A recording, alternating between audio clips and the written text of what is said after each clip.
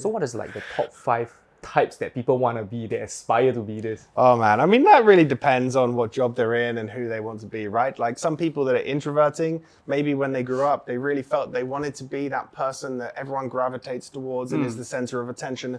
And that's who I want to be. But it's very hard for that person to ever become that. And as you get older, you actually, well, I quite like just having a couple of friends, and I quite like going home and chilling in the evening, and you don't aspire to be that anymore. So I think it can really depend on what's important to you in your life and who do you see as aspirational, right? Right. If you see Tony Robbins as somebody that's aspirational and he's very like outgoing and extroverting, then you might want to become that. But if it's not your natural style, it's going to be hard.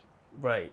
So they don't really, like, amongst the CEOs that you host, they don't really have a particular type that they want to be. I think there's some people that are going to be more natural leaders. I did do an assessment a while ago with a group of people. It wasn't for MBTI, but it was for Belbin team roles. And essentially, like, the dominant person in Belbin is called a shaper, right? So they're the ones that like whip the crack, get things moving, and they're a little bit more fact and task oriented rather than people oriented.